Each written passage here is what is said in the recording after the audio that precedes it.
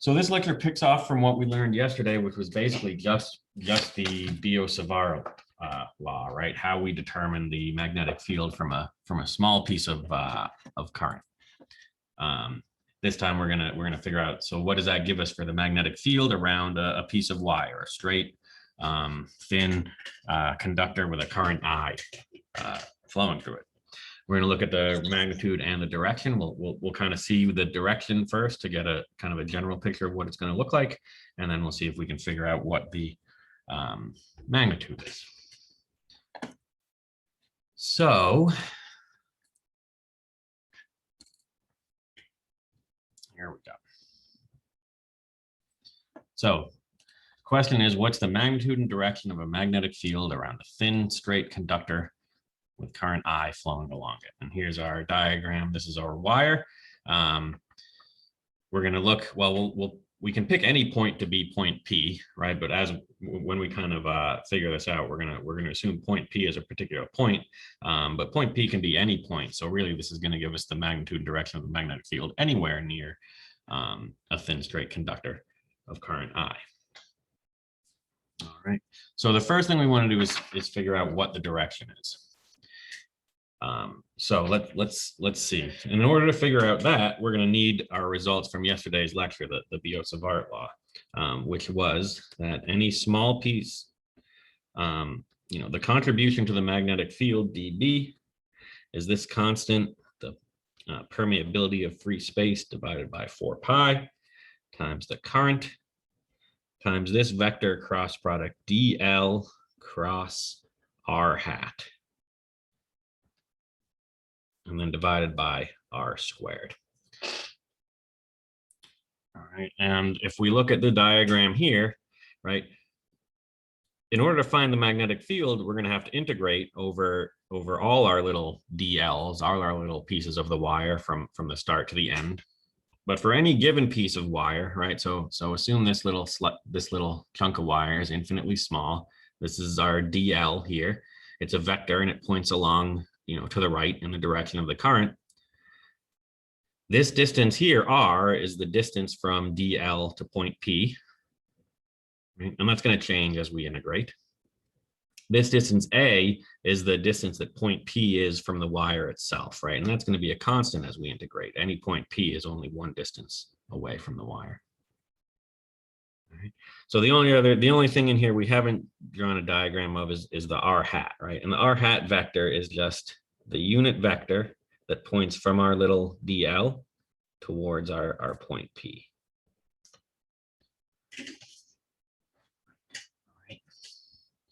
So we're going to go through and figure out, the magnitude by plugging in and doing the integral. But first, I want to see what's the direction of the magnetic field going to be. So if I look here at point P, right, I'm going to get the direction of the magnetic field is just going to come from the direction of this product, this cross product, right? DL cross r hat. So the way I've drawn it here, if I want to figure out what direction the magnetic field is at point P, I would use the right-hand rule on this cross product. Right? DL is to the right. Right? R hat isn't straight up, but the component that's perpendicular to it is. Right? We don't there. If you think of r hat having a component to the right and a component up, the rightward component doesn't contribute to the cross product because it's parallel with DL. The upwards component is the only component that's going to contribute to the cross product. So when we use the right-hand rule, I point my fingers to the right and I curl them towards r hat up, and that means my thumb is now pointing out of the page. So at point P, the magnetic field points out of the page. Do you see how we do the cross product to get that? DL to the right, so I point my fingers to the right, r hat upwards towards the top of the page, curl my fingers upwards, that gives my thumb pointing out of the page. So that's the direction of the contribution to the magnetic field.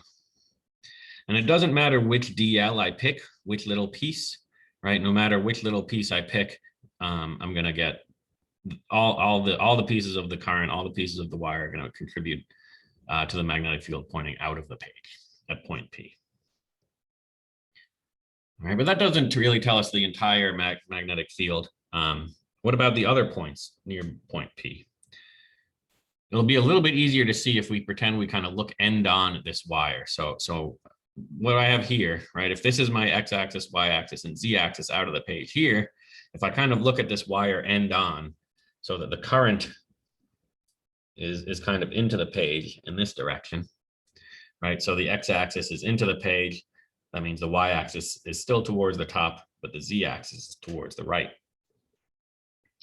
If I draw the direction of the magnetic field now, looking at this direction, right? I know it's in the up here, right? I know that the magnetic field is coming out of the page in the z direction, right? So here, that means it's going to be pointing to the right.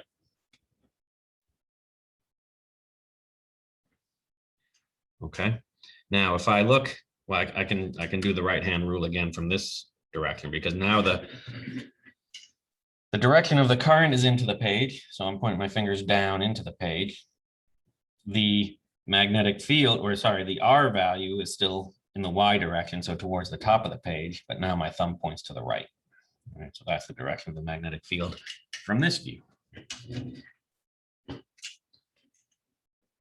But if I want to look at, say, what the direction of the magnetic field is here at this point is, and at this point is, and at this point, then I can just quickly do the right-hand rule again. Right. So remember, the idea here is we want to get a kind of a picture of what the direction of the field is going to look like, what the qualitative magnetic field is going to look like before we actually do the integral and figure out the value of it. So let's see, at this point here, well, my current is still into the page. My R hat vector points to the right now towards this point. So that means the magnetic field, my thumb points downwards towards the bottom of the page. I'm going kind of quickly through these directions, but if you you should use the right-hand rule and try to confirm on your own. If I look at this point, right, still my current is into the page here. So I'll point my fingers down into the page. The R hat now is straight down. So I curl my fingers down, and that makes my thumb point to the left. So here I've got a magnetic field to the left. And for the last one, if I look at this point here, my current's into the page. My R hat value towards that point is to the left. So my thumb points up towards the top of the page. All right, so you should be able to kind of see now what direction, if you look at the wire end on, the magnetic field is going to be. Right, to the right up here, down here, left here, up here, kind of wherever we look. So the magnetic field actually is going to make a loop, a circle around the wire.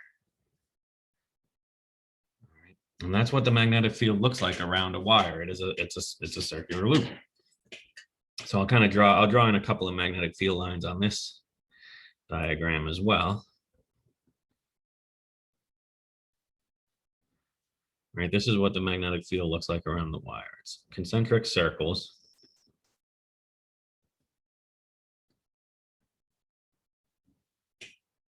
All right. Basically anywhere, so this really tells us at any point P, any point, we can tell what the direction of the magnetic field is, because it's always going to be looping around our wire in this direction.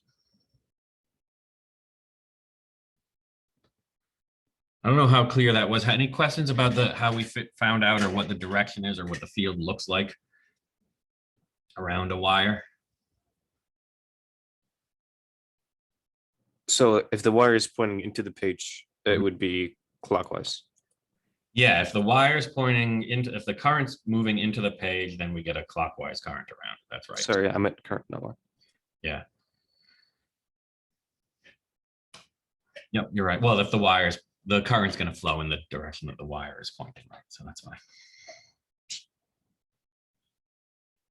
And we'll see that it, and that didn't matter. The distance we chose didn't matter. So, there's more magnetic field lines, there's bigger circles as well, right? But for the direction of it,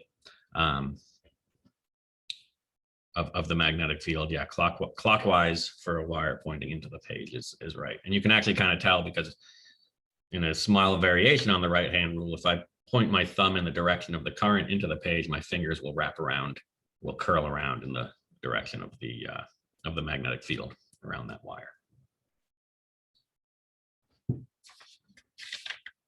Okay, so that's the direction. Any other comments, questions before we go on to the magnitude part?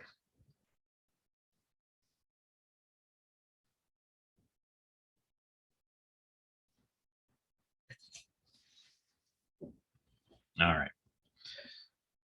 So let's see. So in order to evaluate this, right, we're going to have to do an integral, and we're going to have to integrate over our length of our wire, right, from this little piece over here all the way to that piece over there. And here's how we're going to do that. It's not such an easy thing to do, but we're gonna basically we're gonna change variables from DL, the length of the wire, to actually this angle here, and you'll see why hopefully in a moment. But anyway, the first thing we want to do when we want to do this integral is we want to be careful. Let's evaluate the cross product first and see if we can get rid of all the vectors, right? It's not easy to do an integral when there's actually vectors inside your integral. So if we can evaluate this cross product and try to simplify it out, then we'll get somewhere. So let me see, DL cross R here. So let's see. Or DL cross R hat. What's that going to be equal to? Well, we know for any cross product, right? Just to go back to the definition of a cross product, if I have two vectors, A cross B, it's going to be the magnitude of A times the magnitude of B times the sine of the angle between them. Right, that's the definition of a cross product. So that's what I can do here, right? So the magnitude of DL, right? DL is just this little piece of wire. It's a vector because it's pointing in the direction of the wire. But we're taking the wire to be the x-axis. So the magnitude of DL we can just call dx, right? An infinitely small, x displacement. What about the magnitude of r hat? That's an easy one. I'll throw it out to you. What's the magnitude of the r hat vector?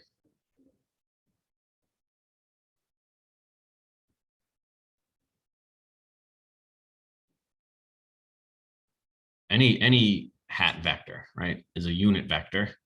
So the magnitude of that's just 1. And then I need the sine of the angle between them.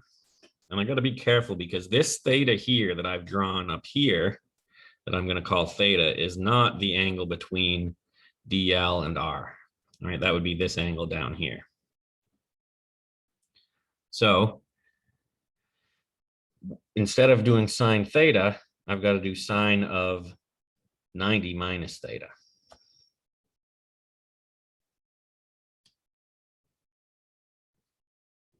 Right, because really this angle is theta here. Or this is the angle that I've defined as theta.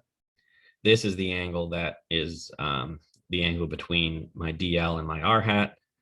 And this angle is, of course, equal to 90 minus theta. So that's why I'm putting 90 minus theta in there. And the direction, since this is a cross product, we do need a direction, and we've already figured it out, right? It's this up here, it's pointing to the right, or sorry, out of the page in the Z hat, or in the Z direction, which is K hat, right? The K hat unit vector is the unit vector in the Z direction. I'm just putting the direction on there, although we're going to see that that's a constant that factors out, right? The magnitude we're getting of the magnetic field. Well, the magnetic field vector, we're figuring out the magnitude, and we already know it's going to be pointing in the K hat or in the positive Z direction. All right, and the only other thing I'm going to do here to simplify it a little bit is I know if I have sine of 90 degrees minus an angle, that's just the cosine of the angle, right? So really this cross product simplifies down to dx times the cosine of theta, and we know this is in the K hat direction.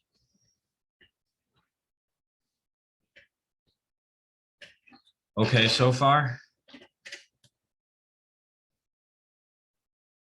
I'm not hearing a lot of chatter today, so I don't know if that means this is more confusing than usual or we're just tired. But anyway. So I've got my cross product. So I'm going to substitute that back into here. And I get that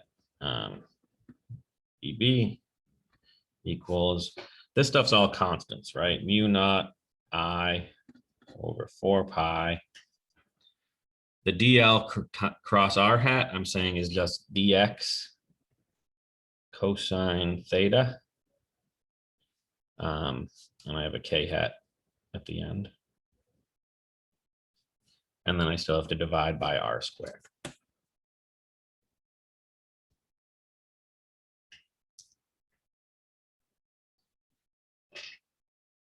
All right, so let's see.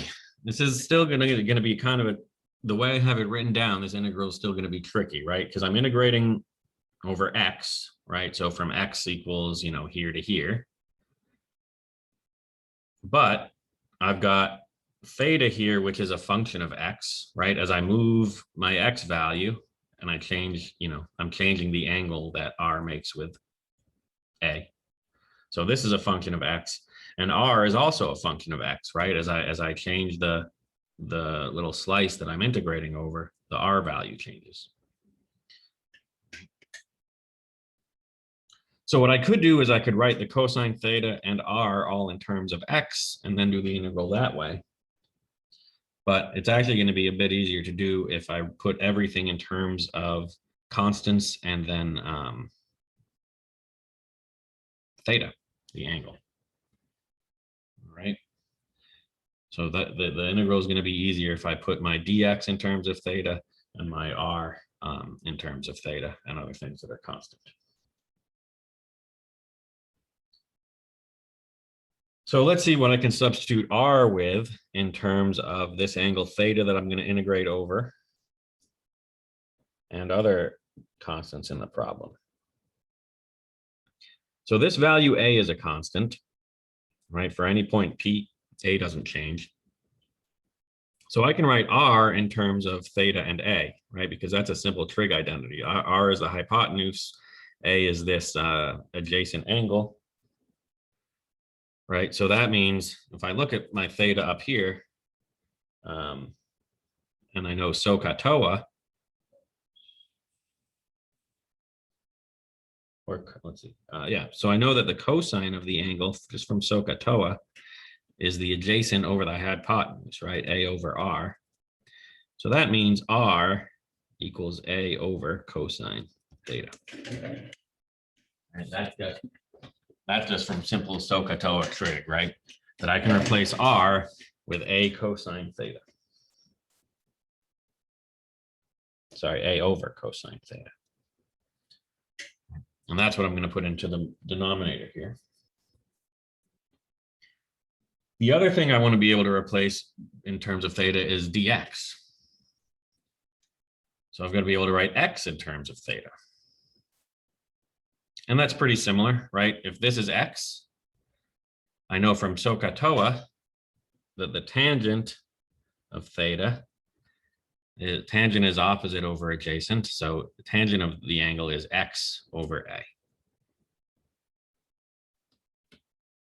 Right, so that means that x is equal to a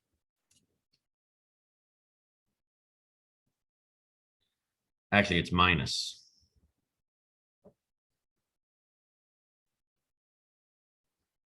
It's a minus x over a because in this case, if we have a negative x, we have a positive tangent, and if we have a positive x, we have a negative tangent. So x is minus a, oops, let me rewrite that. X equals minus a tangent theta.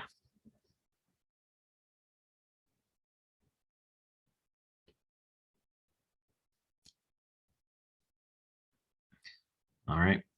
So, but I need to replace dx in here. So I need to differentiate. And if I differentiate tangent of theta And I don't want to bother replacing tangent with sine over cosine and using the quotient rule to figure out the derivative of tangent. That's something that's probably best just looked up. And if you look up the derivative of the tangent, well, does anybody know? Or are you guys at into calc right now that you know the derivative of tangent off the top of your head?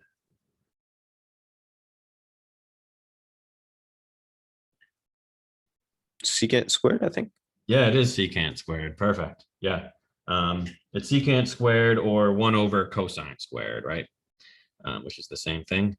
I'll put it in terms of cosine squared in the denominator, d theta. All right, so what I've done here, I've done kind of the hard work of the integral already, is kind of getting all these variables in terms of the same variable, which is theta. Right, so I'm going to replace r with a over cosine theta. And again, looking at this triangle, you can see that. And I'm going to replace dx with minus a over cosine squared theta d theta. Right, and that came because from trig, we found that x is minus a tangent theta. And then we differentiate that to find dx is minus a over cosine squared d theta. So questions, comments so far? I know today this lecture is a little bit kind of a brute force math thing, but we do want to make sure that we see what you're not going to need to be able to do this on the test, but you will need to be kind of familiar with where the expression that we end up with for the magnetic field around a wire comes from. So let's plug back in and see what we get. Right, I'm coming back to here, dB equals my constants, mu naught I, I'll even put the k hat, that's a constant over here, over 4 pi. So now my dx, I'm replacing with a minus a over cosine squared theta d theta. That's my dx, and then I have another cosine theta. So times cosine theta, that's going to cancel out with one of these squares, right? And then divided by r squared. So divided by r squared means multiplied by cosine squared over a squared, I think.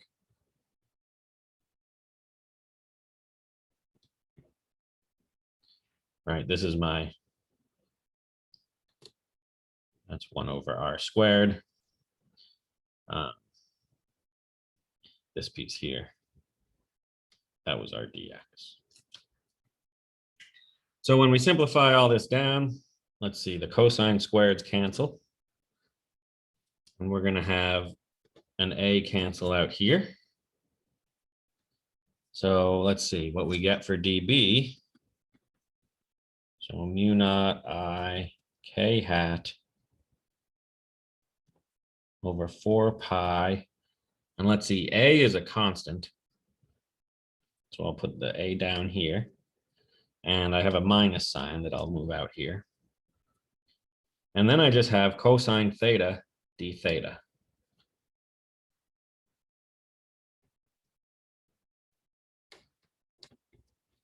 I believe.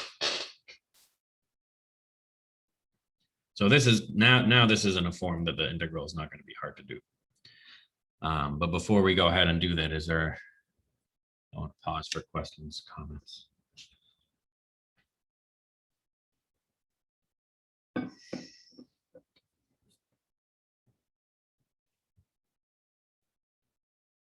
Okay. So now we integrate, right? Now we are going to integrate. So just to see where our limits are going to be, I'm going to redraw this a little bit here. If here's our point P, and we can pick point P to be anywhere, it doesn't have to be in the midpoint of our wire or anything like that. Here's A. So if we're going to be integrating over the angle, right? And our first angle will be the angle that this makes when we're all the way to the left, right? And that's actually going to be a negative angle or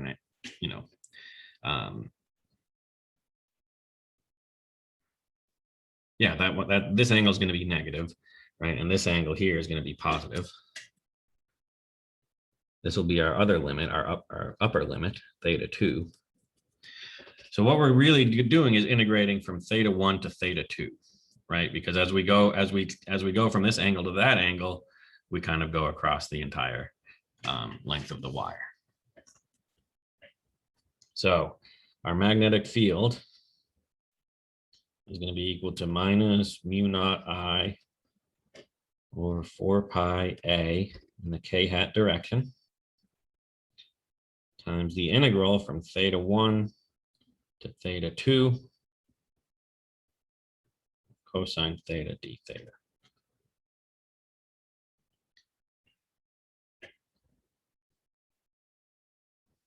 And what do we get when we do the integral of cosine? That's an easy one.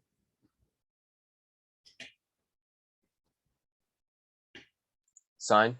Yeah, integral of cosine is just the sine, right? So I'm just going to get the sine of theta 2 minus the sine of theta 1, right, when I put in my limits. And then if I do sine of theta 2 minus sine of theta 1, but I have a minus sign, I'm just going to switch them. So what I get is the magnetic field equals mu naught I over 4 pi a k hat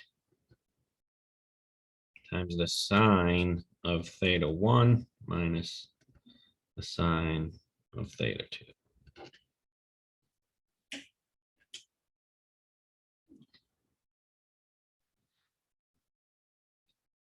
All right, so this is the field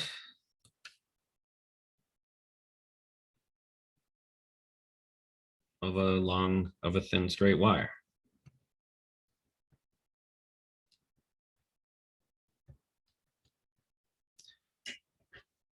So the magnitude, right, and this magnitude will work for any point P, right? The only thing that changes from point P, I suppose, is our starting and final angles. If we move point P around, that'll affect our integral. And A, right? If we move farther away from the wire, the field gets weaker, right? And it's A, not A squared, right? So that means if we move twice as far away from the wire, the field gets twice as weak, right? If we move 3 times as far away from the wire, the field is 3 times as weak.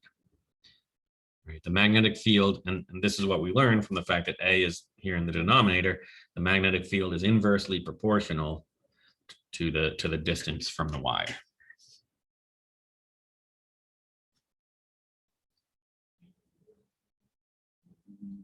So one more thing, for an infinitely long wire, or really just mean for a long enough wire that that we're just kind of looking at the edge, or that the edge effects aren't going to be important. So for a long wire, this is just to end it. This is the last thing to say today.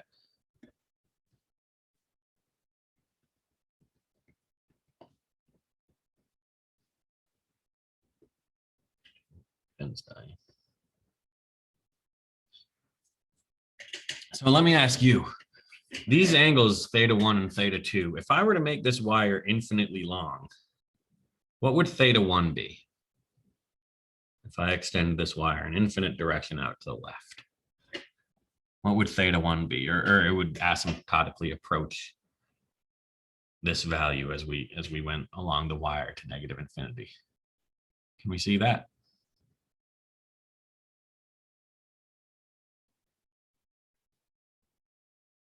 Sorry, could you repeat the question?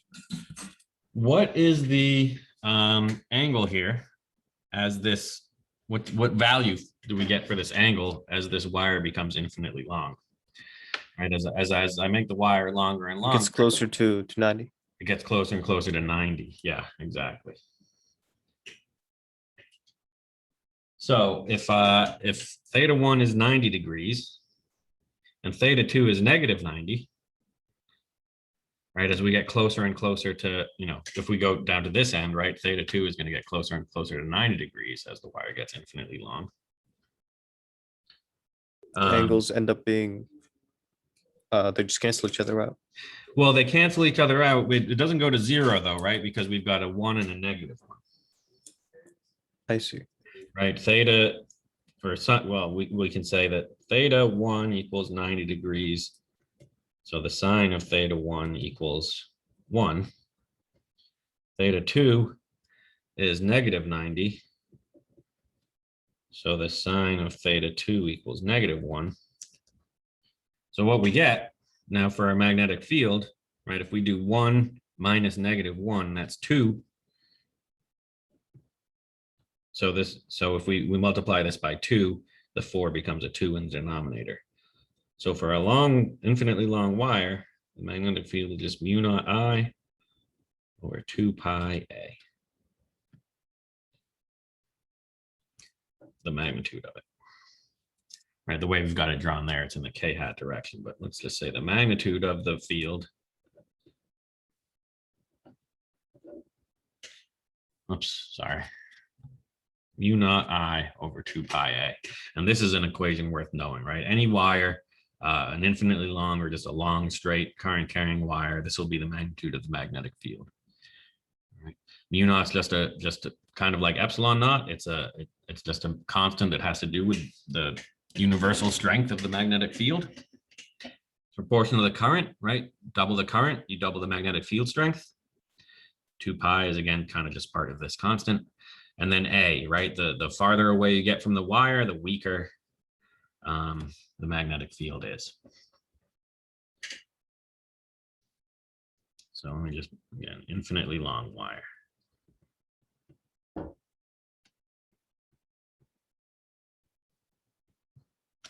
For this result.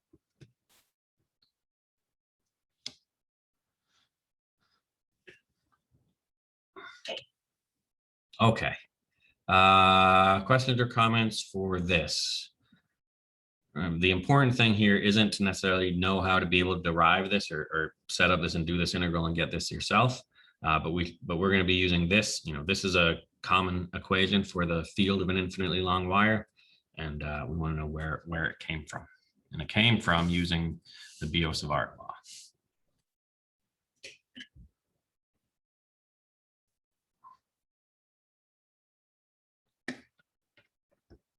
No questions, comments?